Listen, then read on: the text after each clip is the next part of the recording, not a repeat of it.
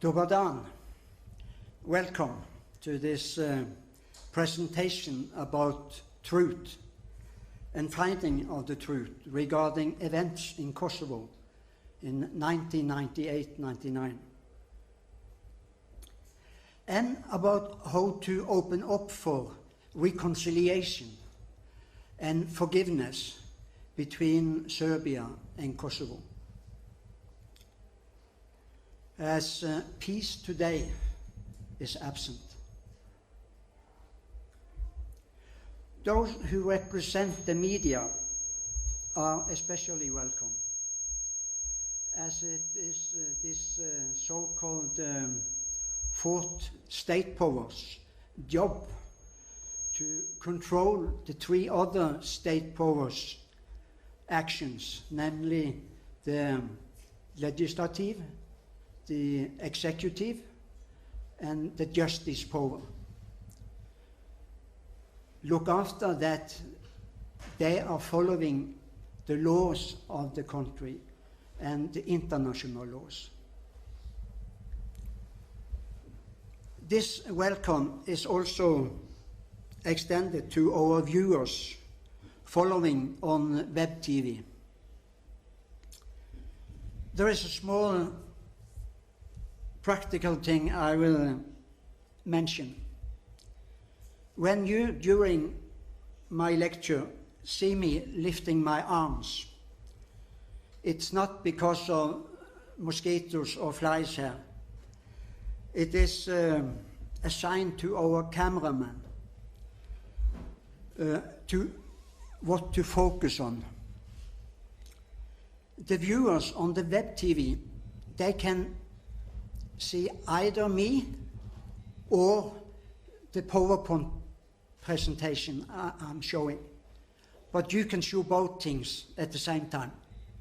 So that's the reason why I have to do this special move with my arm. What I'm about to tell you probably will not be easy to hear. However, as an eyewitness, I feel an obligation to disclose information that should have been done by the governments in Serbia and Kosovo, but they failed to do so.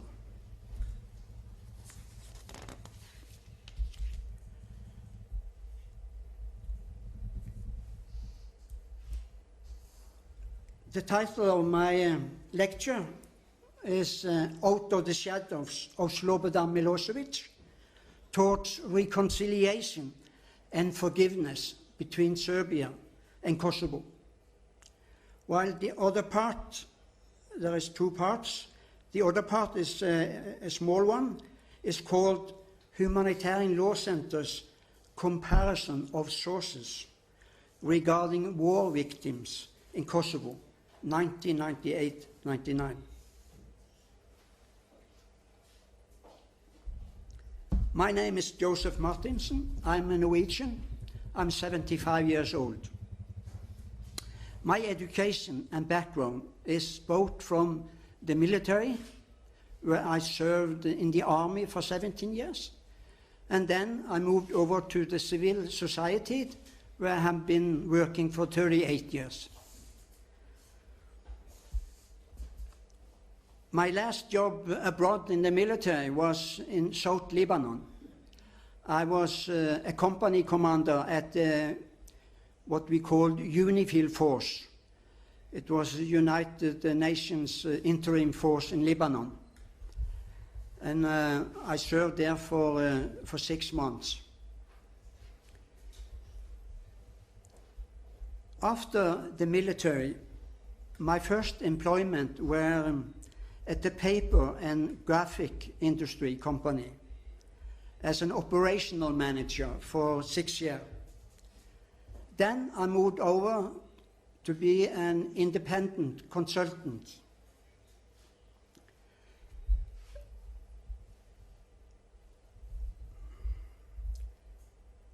I hope we are doing the right things now with the camera. That's good.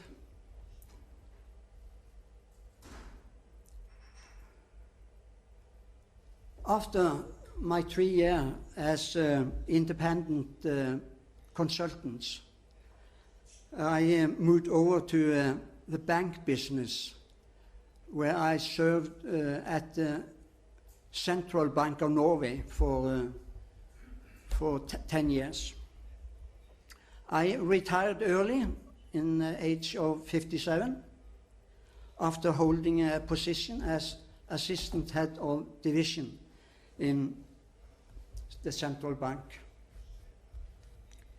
Now I'm going over to the subject, the Kosovo war victim case and the documentation.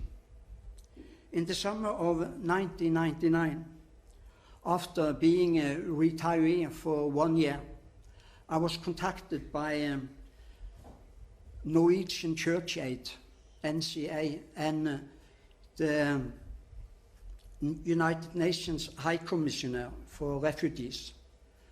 And I was hired in as a coordinator for an emergency program called Removal of Dead Bodies from Wells all over Kosovo in 1999. That project lasted for 8 months, until March 2000. Based on my experience from this job for UNHCR, I wrote a book called Dødsbrønnen i Kosovo, that is Norwegian. In English, it's called Kosovo, the Wells of Death.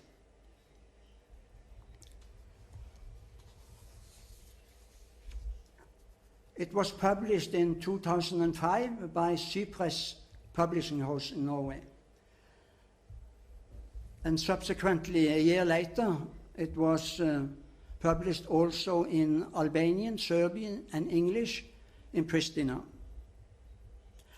From the summer of 2006 until 2010, based on a private initiative, I was researching over 400 mass graves reported by the International Criminal Tribunal for former Yugoslavia,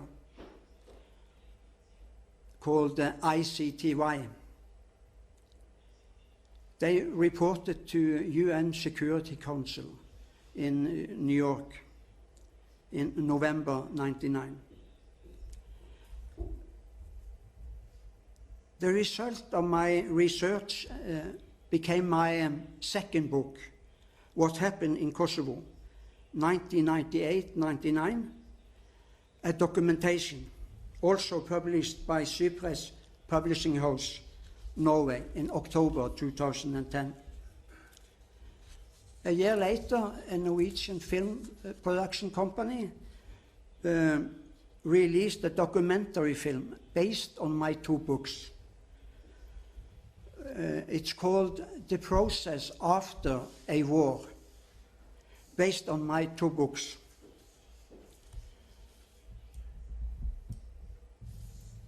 The 2 books and the film you can download from this webpage called Truth Commission, now called KosovoTrilogy.com.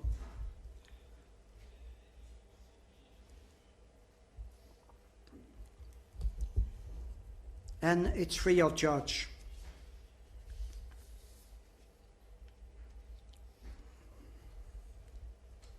After 16 years on the Balkans, I have experienced the result of hostility and wars, and what that can bring about for ordinary people who always turn out to be the one bearing the burden. There is a saying in English, war is hell. And hell it was on the Balkans or Yugoslavia. For 10 years, fellow citizens, even neighbors, and families fought against each other. The civil society broke totally down. Let me show you the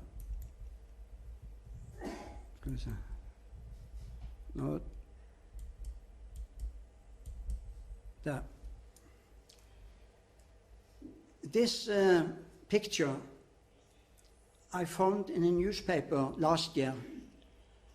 It's from 1990, where a Yugoslav basketball team won the championship in basketball against Soviet Union. And the reason why they had this report, they were presenting a book called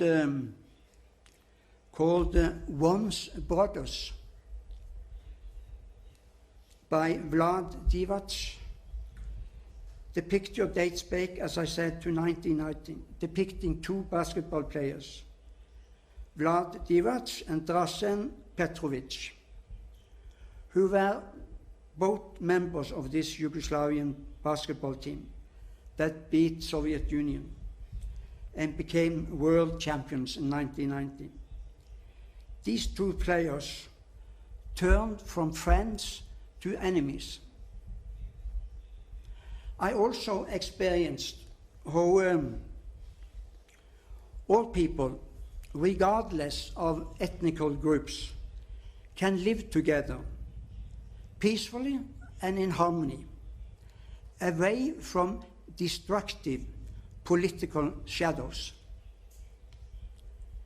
The political structure that often put in power by elections can unfortunately backlash on the same people who elected them in the first place. In my opinion, this is exactly what happened in the former Yugoslavia, and especially in Serbia.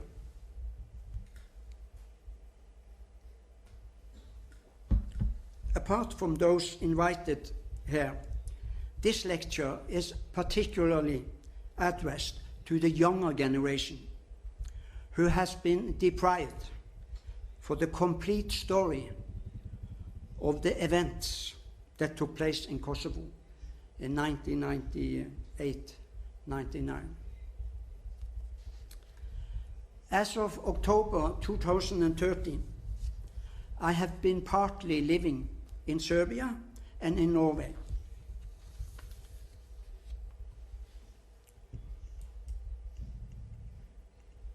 I set up this webpage in 2014 called Truth Commission, in English, Serbian and Albanian edition, with the intent to promote finding a process for reconciliation and forgiveness between Serbia and Kosovo. On January last year, I did a presentation of my documentation for the media and non-governmental organization here at the Media Center. My lecture this time will deal with three elements that I think are of vital importance for bringing peace to people in Serbia and Kosovo.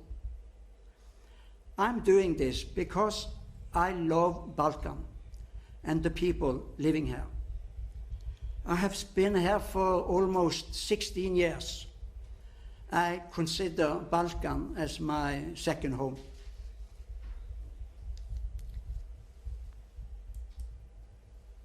In my opinion, these three elements can pave a way out of the stalemate that has crippled relations between Serbia and Kosovo for so long.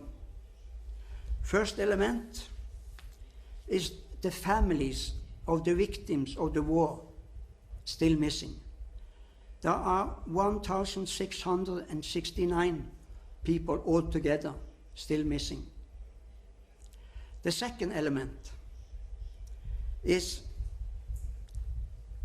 the perpetrators and witnesses of war crimes committed in Kosovo and their situation today.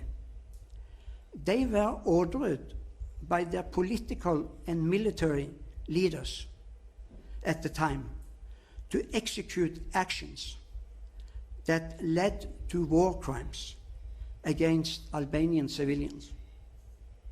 The third element is the younger generation in both Serbia and Kosovo, and their chance to choose a new path leading forwards from former hostilities that was, in my opinion, based on myths and went centuries back in time.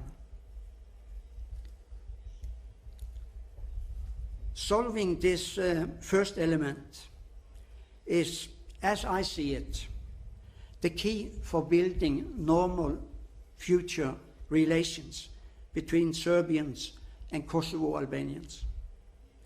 It is tragic that the families concerned are still waiting for an answer regarding the fate of their loved ones.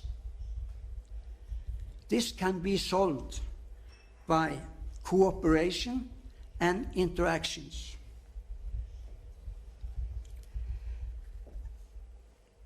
The Milošević regime used a sinister method when it came to cover up of criminal acts like random killing of civilians in order to create a state of terror.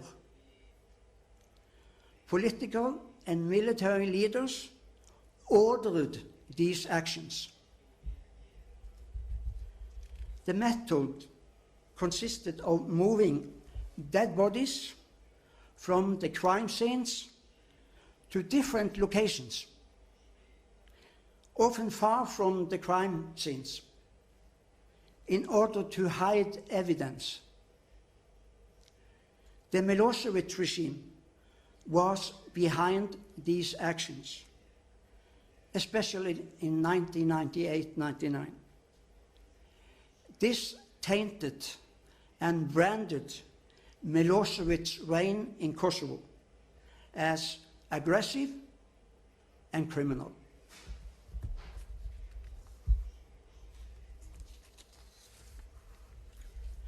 The credibility of these assumptions was proved by court verdicts from the International Criminal Tribunal in Hague in 2009, and testimonies made before the same court.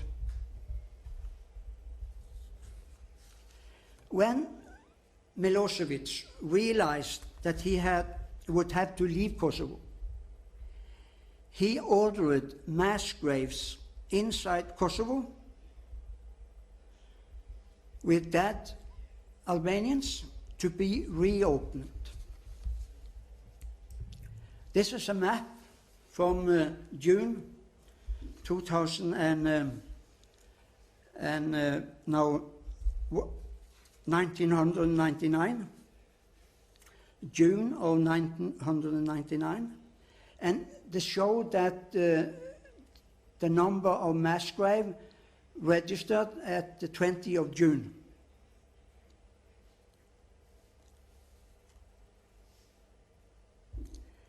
Dead corpses, dead Albanian civilians from reopened graves were loaded onto big trucks and transported to several places inside Serbia. And there were thousands of them. The reason for these actions was to conceal evidence, since without corpses, there is no evidence of war crimes.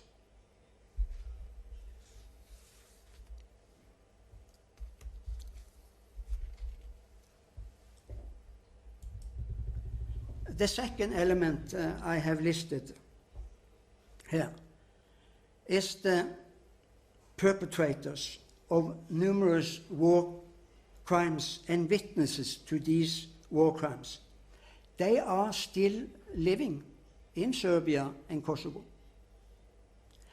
They are suffering as well, psychologically and physically, from the activities they were ordered to participate in without their consent. The military was compulsory for most soldiers, and with the state of emergencies declared by President Milošević, all units within the police and special forces were mounted. The possibility of choice did not exist, and those who did not follow orders were treated as deserters and traitors, thus subjected to harsh punishment, even executions.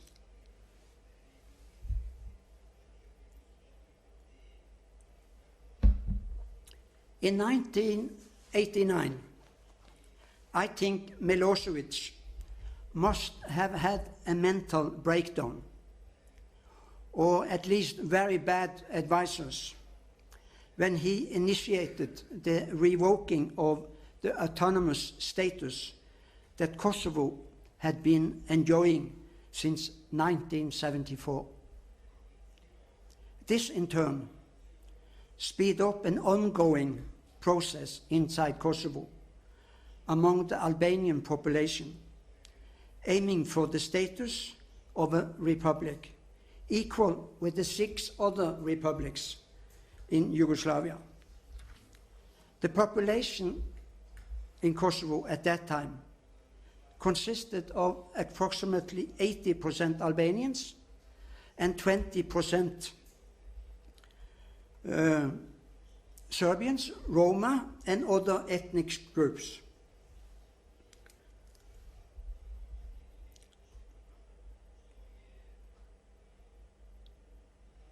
Which indicated that the Serbian dominance in Kosovo was not longer desirable, especially after Milošević withdrew the Kosovo autonomous status in Yugoslavia. The Albanian population started a civil, non-violent disobedience actions that lasted for circa 6 years towards a harsh and hard-handed Serbian rule in Kosovo. The Albanians established a parallel civil administration with a focus on education and healthcare. I mention these historical facts since they have been suppressed under Milošević's regime, and not much have been done after his reign to enlighten and inform the younger generation about crucial historical events. However, there have been a few people in Serbia from the early 1990s who acted as whistleblowers and took a stand and confronted Milošević's regime concerning its policies and atrocities committed. Some of these people were the following. The first one I have listed is Mirko Kovac, a Yugoslavian author who wrote a critical article in regarding Milošević's policy in the magazine of Srpska Reč in May 1992. You will find this article in my second book, that you can download from the internet. Number 2 is Natasha Kandic, human rights activist, founder and former executive director of the Humanitarian Law Center from 1992 in Belgrade. Number 3, Sonja Biserko, a former Yugoslavian diplomat for over 20 years, human rights activist from 1991, after resigning from her position as a diplomat at the United Nations in Geneva due to Milošević policies. The third one is Svetlana Đorđević. She was a former taxi driver in Kosovo, Polje, in Kosovo, between 1995 and 1999. Based on her diaries, she wrote the book called Testimonies About Kosovo in 2003. It was published here in Serbia, and she followed up this publishing with an interview in TV stations and radio stations, among them B92.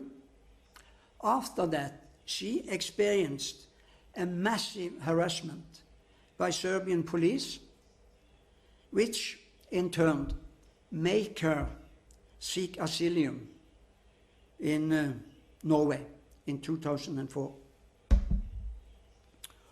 All these people listed here made a substantial contribution towards enlightening the public, but they were branded as traitors. They have not been recognized to this day. In my opinion, their work regarding documentation and political awakening for over 20 years should have been part of the curriculum in the schools today. One thing that strikes me when I look at this list is the names, the list of these names, is that women are well represented. They have demonstrated a high degree of civil courage in a turbulent time. After the war, there was no place to turn to for perpetrators and witnesses with psychological and physical problems related to the illegal and criminal actions they were ordered to participate in. The initiative Truth Commission, Serbia-Kosovo, will help find a place for these people with their need for help. The initiative will also look for information about still missing victims of the war in Kosovo. Both perpetrators and witnesses are welcome to share their knowledge about mass graves that contains 1,669 persons still not found. In order to solve this first element I mentioned, we need help to find out where these dead bodies are still concealed. So perpetrators and witnesses who know where victims are buried are asked to contact us using our webpage. There is instructions on the webpage how to go on further.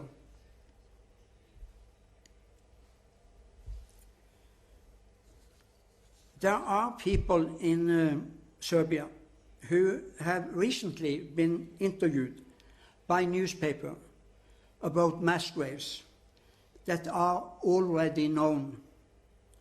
An article about these graves was written by Maria Ristic, April last year. in a Bern Publications. You can find the article down at the table there after the lecture. And here is a picture of the presentation of the lecture on the internet.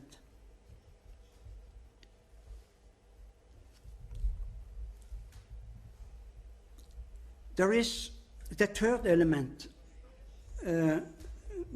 I mentioned, is the younger generation in Serbia and Kosovo, who have been suffering due to unstable political conditions over the years. Normal possibility to choose freely their future ways of life, such as working conditions or educational opportunities, home or abroad, have been almost non-existent. In the former Yugoslavia, you could travel freely with a Yugoslavian passport. A well-functioning demand and supply existing related to work and educational possibilities all over Western Europe.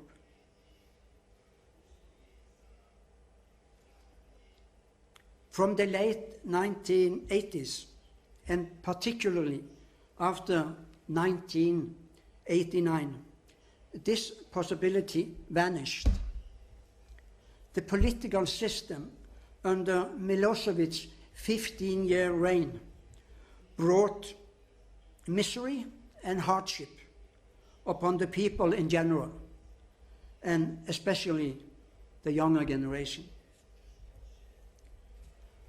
After 1999, the political leaders in Serbia and Kosovo did not manage to find a mutual political path focusing on future instead of the past.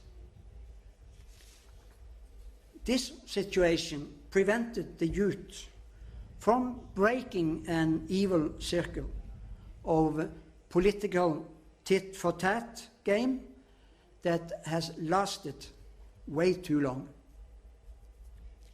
The younger generation, both in Serbia and Kosovo, now today has a unique chance to change the political direction.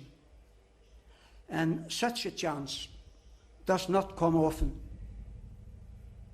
The task for the youth is to break the current evil circle of the political eye for an eye game by informing their fathers and grandfathers about the need to acknowledge and recognize the fact on the ground, so that damaged internal and mutual affairs can be restored. The youth today can achieve what their forefathers failed to accomplish, namely to create an environment for talks on all levels without being afraid of the man next door who might turn on them in retaliation just because they happen to have a different view on the issues at hand. It is necessary to point out which issues are the obstacles for providing a better environment for reconciliation and truth-seeking. And the number one issue is finding these missing dead people. The youth can persuade the older generation to open up regarding the whereabouts of the missing remains or victims, and open up an openness on both sides concerning this issue at hand can lead towards an environment where reconciliation can flourish. This goes for both Serbia and Kosovo. A good example of this is Fadil Mucholi from the village of Old Poklek, who lost his whole family, wife, children, mother, father, and siblings, 14 in all. They were massacred among 52 other people. They were just killed in a house and then burned in the same house. In an interview, Fadil told me that he was willing to forgive perpetrators, providing that the Serbian authorities recognized and acknowledged the atrocities committed by their forces. He said, the region, he said, would never recover psychologically unless the governments involved understood the necessity of acknowledgement. Germany, long time back in 1945, they recognized and acknowledged the Nazis' atrocities during World War II, and that paved the way for normalization and a fantastic build-up of Germany and her neighbors. A general transformation of attitude among the population is much needed on the Balkans when it comes to other ethnic groups than their own. This can only be achieved by a massive engagement in the school system, from kindergarten all the way to high schools and university. The focus needs to be put on correct contemporary history, reflecting facts on the ground that all parties can agree on. Facts on the ground, documented by court decision, should prevail. This was my first part, and I will now use 15 minutes for the last part I have concerning humanitarian law centers, comparison of sources. And after this 15 minutes, we can take a break for a coffee, and we will have questions and answer if there are some. Part 2 of my lecture is called Comparison of Sources. It is tied to a section of humanitarian law center's presentation of expert evaluation regarding Kosovo memory book and 4 other documentarists, myself included, dealing with the same subject, namely victims of the war in Kosovo, 1998-99. The Kosovo trilogy, 98-99, is my documentation of what happened in Kosovo, based on my research and international documentation in the aftermath of Serbian withdrawal from Kosovo in mid-June 99. The most significant and probably the most horrible of what happened in Kosovo 98-99 is the planned killing of thousands of innocent civilian Albanians, women, children and men, found in approximately 400 mass graves scattered around Kosovo and Serbia. Dr. Patrick Ball, Executive Director for the Human Rights Data Analysis Group, and Professor Michael Spagat, head of economic departments of Royal Holloway University of London, supported the presentation that Humanitarian Law Centers gave, together with Natasha Kandic. Patrick Ball made an important statement concerning documentation and methods used to collect or find data after warlike events. The documentation based on compiling information, that's my method, from existing sources. That is, for example, data collected by international organizations versus Humanitarian Law Center's method of documenting statements made by witnesses and family members of victims is normally regarded as equally reliable statistically.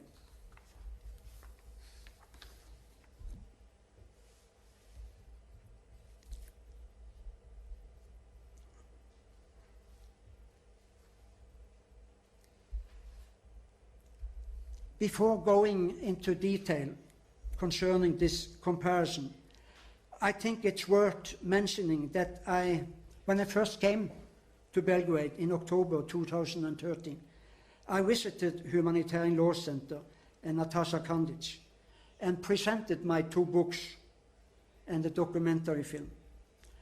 After the presentation and handing over of my 2 books and the DVD as a gift, I suggested that we could meet again and find ways to cooperate, since both Humanitarian Law Center and I were looking for truth about events in Kosovo. I was told to make contact a week later, but Humanitarian Law Center did not respond to my approach later on. Now over to the table that shows the comparison. There is, on this picture, there are 4 columns on the left side, presenting the analysis that Humanitarian Law Center's documentation. And there are 2 columns to the right, which have some green text, present the findings of 4 other documentarists. It is obvious that the documentation of the latter have 3,119 more names of victims than Kosovo Memory Book.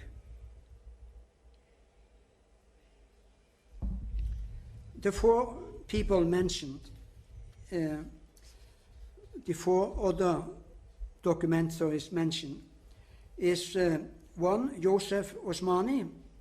His documentation is called Serbian Crimes in Kosovo, 1998-99. He was a former director for an entity called Archivi KOSOVÖS. I don't know much about detail concerning his documentation and sources. Number 2 is LDK, is an abbreviation for a political party, Democratic League of Kosovo. I don't know anything concerning their documentation and sources either. And then you have my documentation, the Kosovo, the wells of debt, and what's happened in Kosovo, 1998-99, a documentation. I also initiated and contributed to a documentary film called The Process After a War by Eva Ottestad, Aminda Production in Norway. Last, this KMDLNJ is an abbreviation for the Council of Defense of Human Rights and Freedom, Kosovo. This organization has branches all over Kosovo and should thus be in a position to know the most about civilian victims of the war. and other things that occurred in 98, 99. The right table column shows the detailed list of exact number of people, but without names. The people do not appear in Kosovo memory book, and it's listed 6 kind of types of people found. 488 was found alive, but there is no names on these people. 151 people found having a natural death. There's no names. 184 people found having death not related to war. No names. 715 people unknown. No names. 581 war victims. No names. And then 1,071 people being checked by Humanitarian Law Center, and still no names. That is a total of 3,119 people. What strikes me the most when I see this particular list is the lack of names. Especially when I compare how accurate and precise the Humanitarian Law Center usually is when they publish documents of their findings or their statement. This time, Humanitarian Law Center has failed to document verifiable personal data of civilian victims mentioned by the other documentarists, even though they publicly claim that they are inaccurate. This publication was published without prior consultation with the other documentarists, myself included. In the present difficult state of affairs between Serbia and Kosovo, all parties involved should do their best to find the truth and present it in an open and friendly atmosphere. We need transparency, not hidden agendas. I myself made the request to Humanitarian Law Center Kosovo and asked for the names of those 3,190 presumable wrongly listed. I wanted to correct my documentation if any mistakes appeared in it. However, they could not come up with a list of names.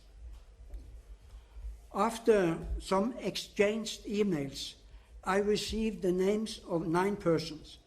5 of these people were still alive, and 4 names were double listed or wrongly spelled. My documentation contains 10,592 names collected from international sources.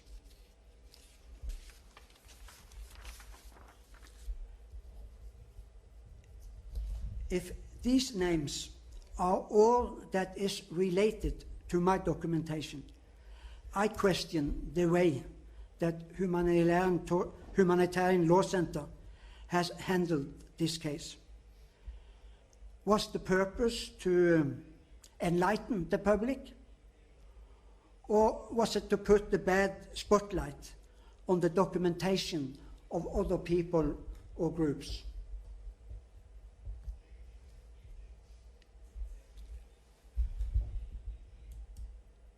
Let's look into the numbers of victims that Humanitarian Law Center documented and how they present the number of victims. The Kosovo Memory Book contains names of 14,263 persons. That is a mixture of civilian, police, special police, military, paramilitary, and civilian militia. Victims of Serbian, Albanian, and Roma ancestry. In the lower part of the picture, I have included a handwritten calculation that reflects the text and numbers in the upper part of the picture.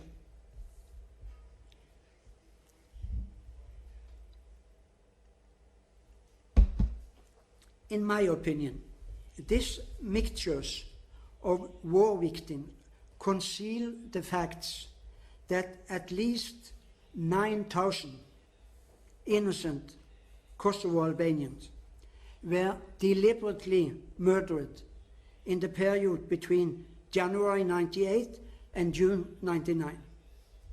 Those bodies were found in 400 mass graves.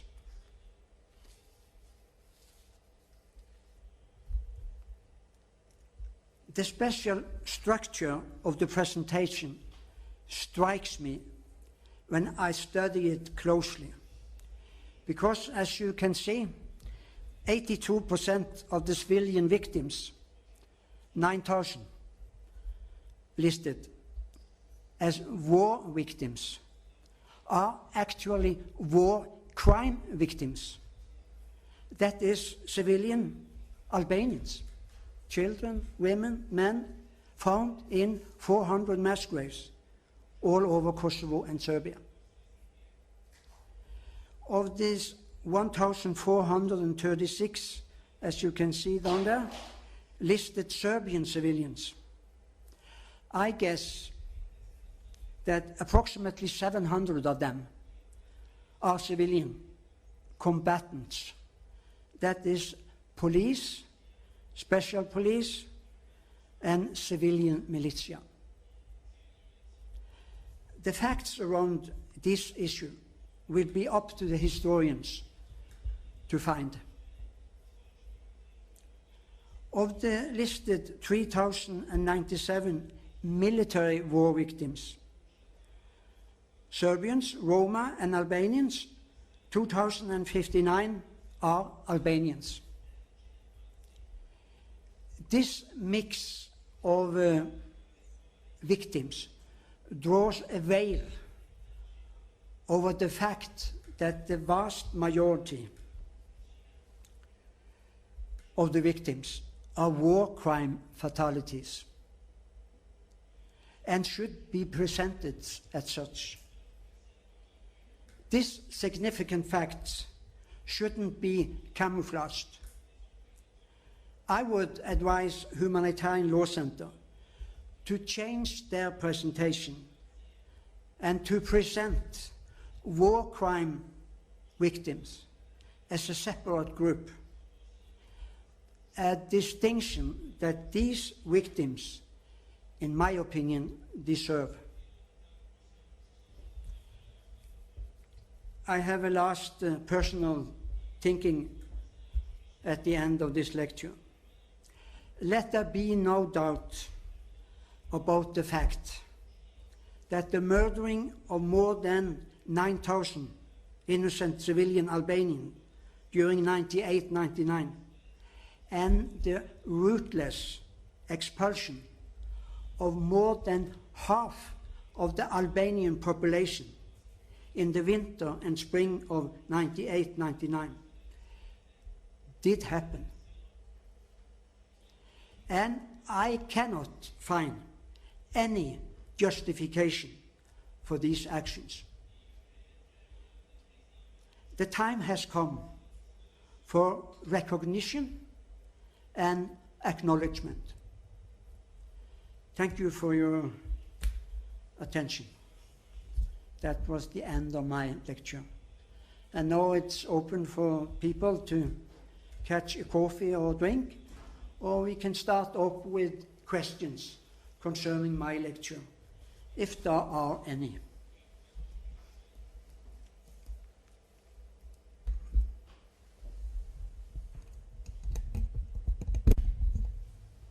So, no questions? There's one.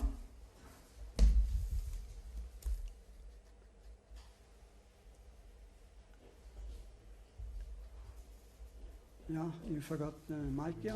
Mm-hmm.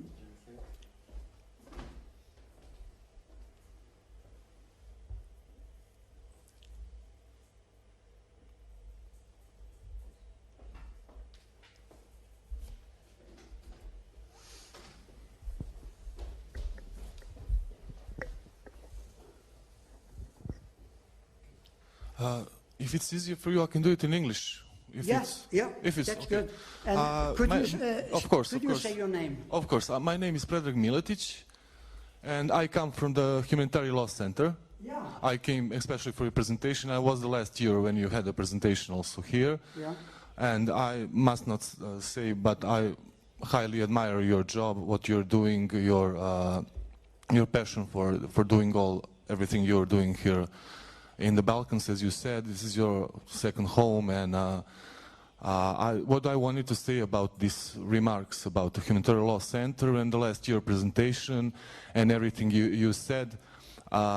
Firstly, the Kosovo memory book is now online and available. The list is available on our website, on the Kosovo memory book website, and all the names from other 4 documentaries that you said that we wanted to check our list comparing to other 4 lists. That was the only intention. There is no bad intentions in what we wanted to do, just to check to see if we maybe slip some name. Maybe we wanted to double check times, and all the names that are not in the Kosovo memory book,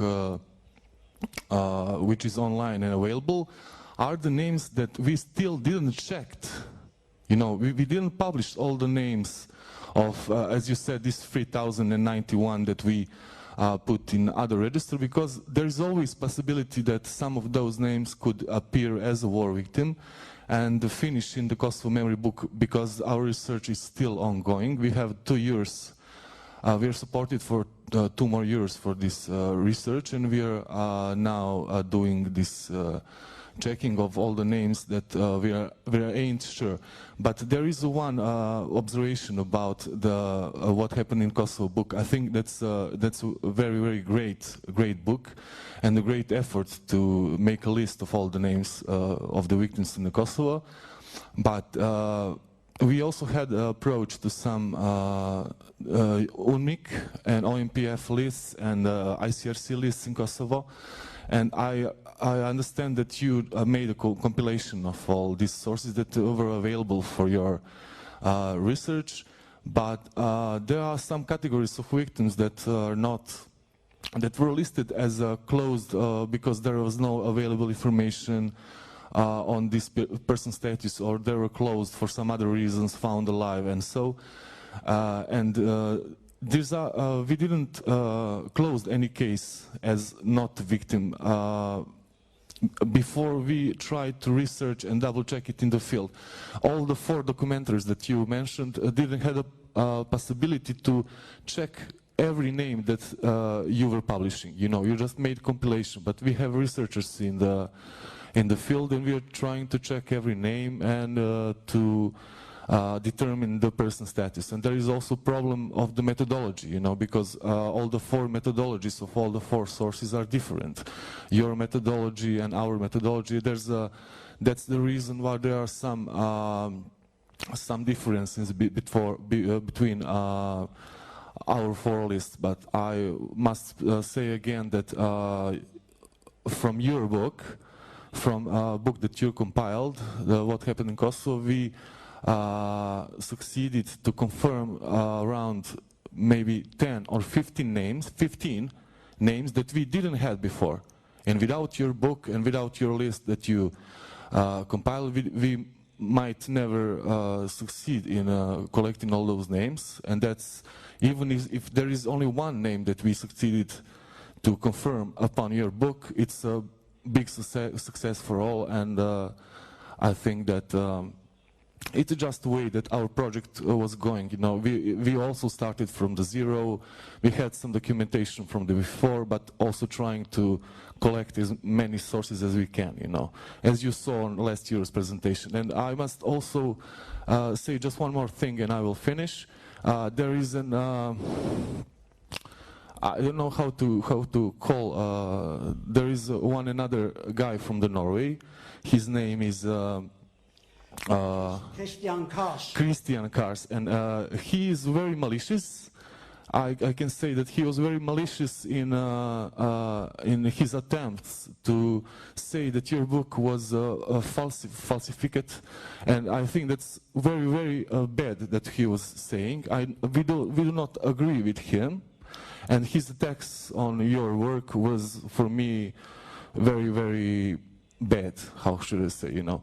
And I don't agree with his observations of your book, because you say in one part in your book, you are saying that you have date of killing or the date of exhumation, you know. If there were not available the date of killing, you know, if he read that, he would know that, but he didn't read, obviously. And he was trying to say that you're, I don't know, having more names for 2,000 years, but that was exhumations, not the killings, you know. So we don't stand on his observations, and I regret for his attacks on your work, and I highly admire what you're doing. It was just a comment, not a question, but thank you once again. Yeah, thank you for your question or your remarks. I will first say that I regard the work that Natasha Kandic have done during 20 years as very highly. She has done a remarkable job for finding out what happened during all the wars on the Balkans, all the 4 wars in the Balkans.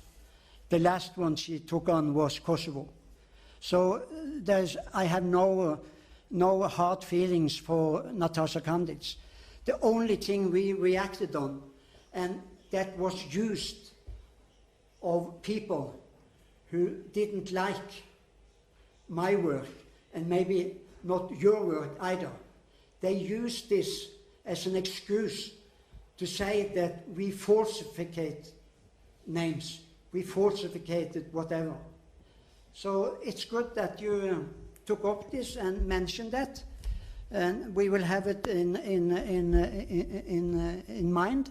But I must say that still, I don't understand why you put it up, those 4 other documentarists, and you named these 3,190. People had to assume that there was something mysterious, something wrong here. Maybe they tried to falsificate things. So you see, that is the reason why I reacted as I did. Yeah. Okay, other questions?